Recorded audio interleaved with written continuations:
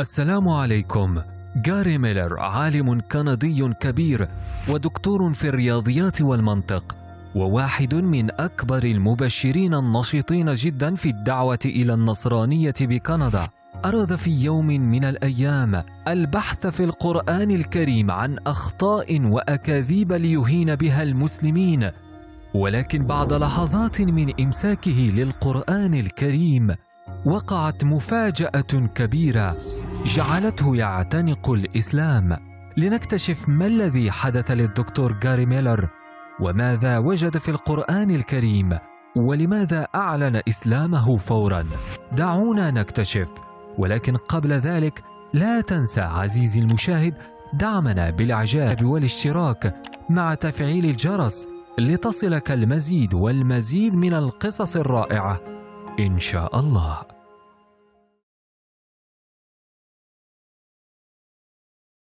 So you can't be a liar and a crazy man at the same time. Now you have a third alternative, of course, which people tell you all the time. They say, no, he was not a liar. He was not a crazy man. He was deceived by the devil. There's a lot of difficulties with that idea. For example, there is a verse in the Quran which tells the reader about a good habit to develop. It tells him, before you read this book, always say, A'udhu billahi minash shaitanir rajim, which means, I take refuge in God from Satan the rejected. Is this Satan who wrote this? Who said, before you read my book, ask God to save you from me? Is that Satan who wrote that? The Muslim has every reason to believe this is true.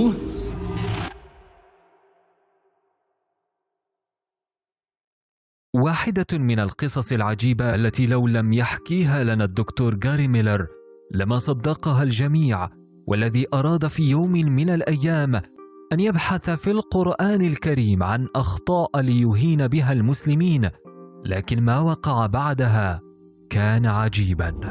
بدأت القصة في عام 1977 عندما قرر الدكتور جاري ميلر أن يقدم خدمة جليلة للمسيحية بالكشف عن الأخطاء العلمية والتاريخية في القرآن الكريم، بما يفيده وزملاؤه المبشرين عند دعوة المسلمين للمسيحية. كان يتوقع جاري ميلر أن يجد القرآن الكريم كتابا قديما مكتوبا منذ 14 قرنا يتكلم عن الصحراء والجمال وبعض الأحداث العصيبة التي مرت على النبي محمد صلى الله عليه وسلم، لكنه لم يجد شيئا من ذلك.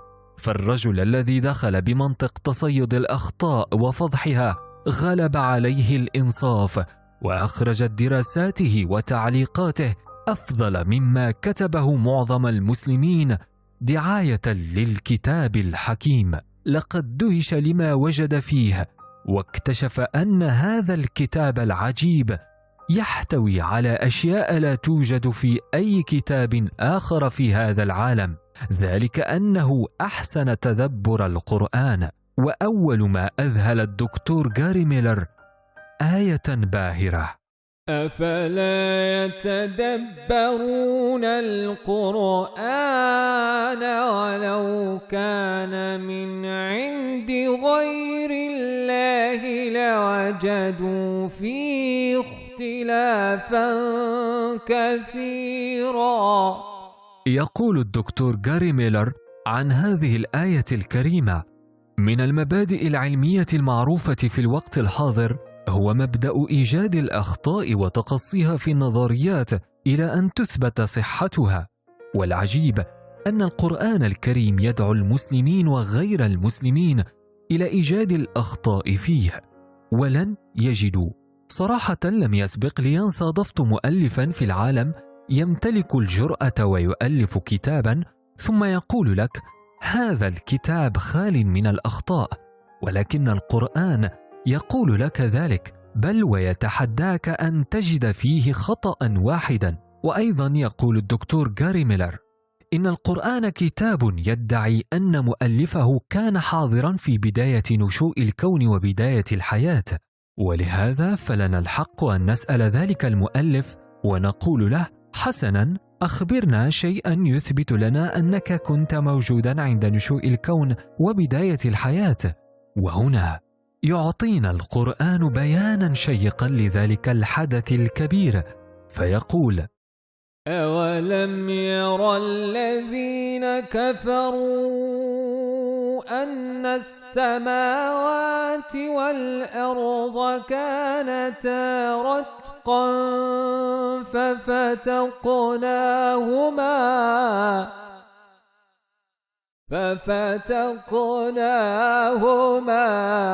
وجعلنا من الماء كل شيء حي. يقول غاري ميلر إن في هذه الآية 3 نقاط مهمة. الأولى أن غير المسلمين هم الذين سيكتشفون أن السماوات والأرض كانتا جسما واحدا ثم انفصلتا، وهم الذين سيجدون أن وجود الحياة تعتمد بالأساس على وجود الماء، وكما هو حاصل فإن النظرية المقبولة علميا لأصل نشوء الكون هي نظرية الانفجار العظيم، فهي تقول إنه في الماضي البعيد كانت كل الأجرام السماوية والأرض قطعة مادية واحدة تسمى الكتلة الموحدة مونوبلوك، وهذه الكتلة الموحدة انفجرت واستمرت في التوسع فأعطتنا هذا الكون الفسيح الذي نعيش فيه اليوم. فالرتق هو الشيء المتماسك في حين أن الفتق هو الشيء المتفكك، وهذه النظرية تعد اكتشافا حديثا تم التأكد من صحته، وقد منحت جائزة نوبل عام 1973 لأولئك الذين أثبتوا أن بداية الكون هي الانفجار العظيم. أما بالنسبة لضرورة وجود الماء للحياة فلم يتم اكتشاف ذلك إلا قبل حوالي 100 سنة، حين اخترع العالم ليفنهوك الميكروسكوب واكتشف لأول مرة أن الماء يمثل حوالي 80% من جسم الإنسان، والسيتوبلازم مكون بشكل أساسي من الماء، وبالضبط كما قالت الآية الكريمة التي ذكرناها سابقا: وجعلنا من الماء كل شيء حي.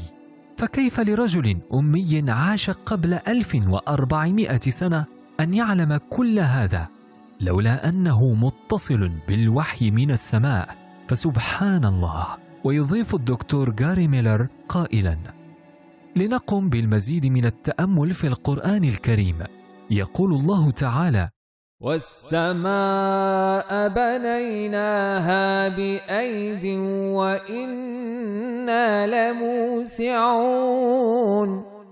وهذه آية أخرى تؤكد نظرية الانفجار العظيم وأن الكون يتسع بصورة مستمرة.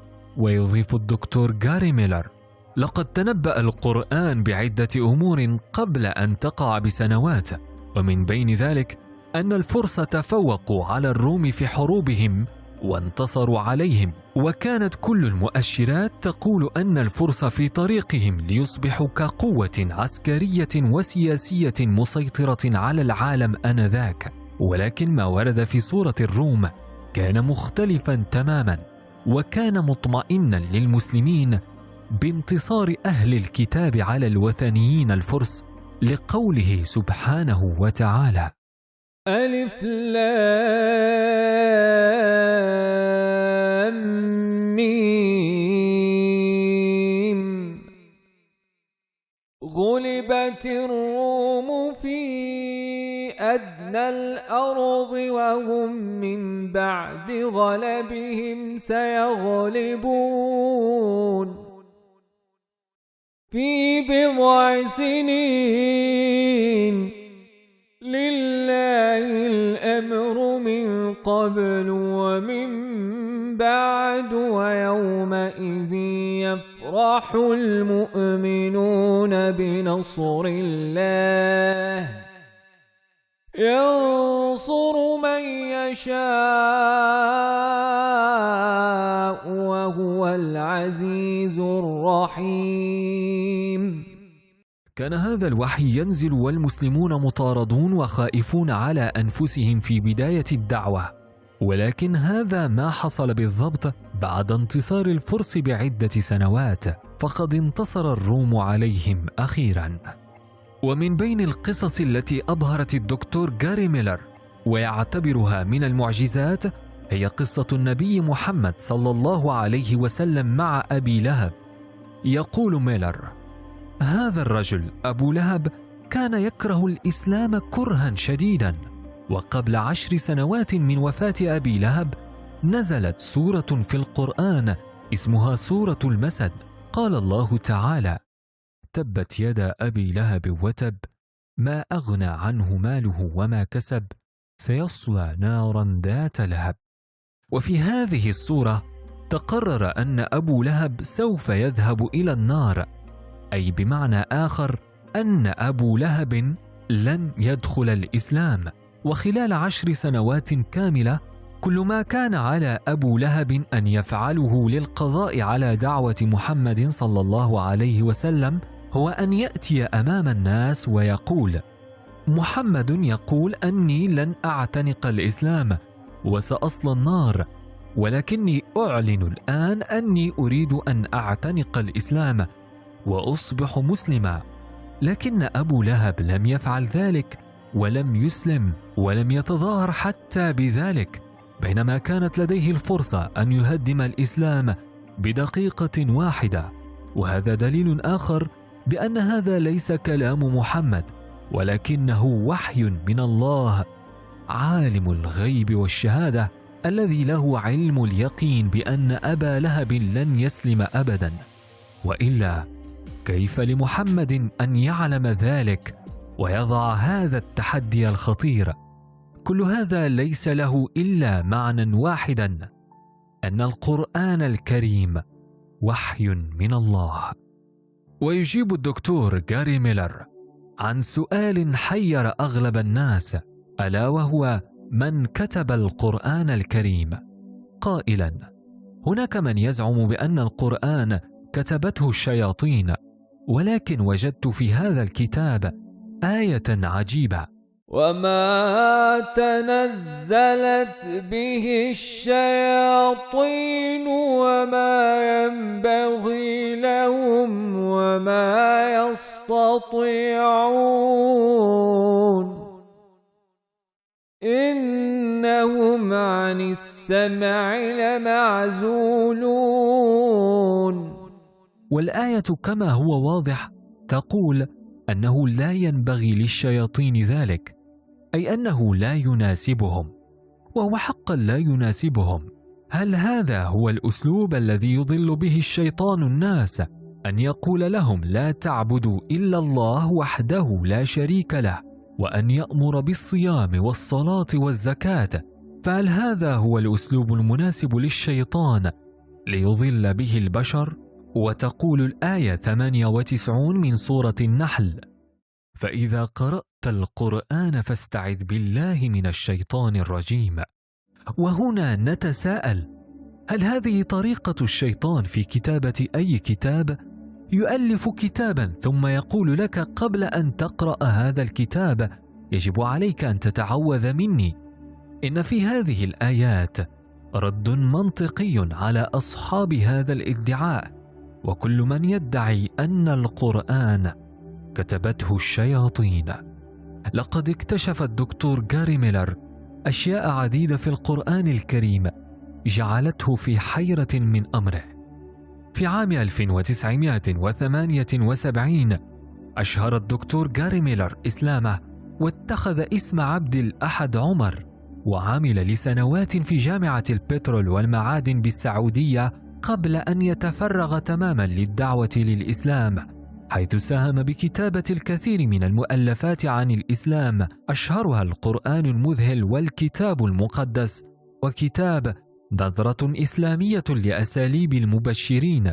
إضافة إلى ذلك أسلم على يديه الكثير من الناس في جميع أنحاء العالم، وأيضا كان لديه الكثير من الخبرات في أسلوب الدعوة، وقد استفاد الكثير من الدعاة من خبراته مثل الشيخ أحمد ديدات الذي دعاه إلى جنوب إفريقيا لبعض المحاضرات وإقامة بعض المناظرات. هو الله يهدي من يشاء. شكرا على المتابعة، ودمتم بحفظ الله ورعايته.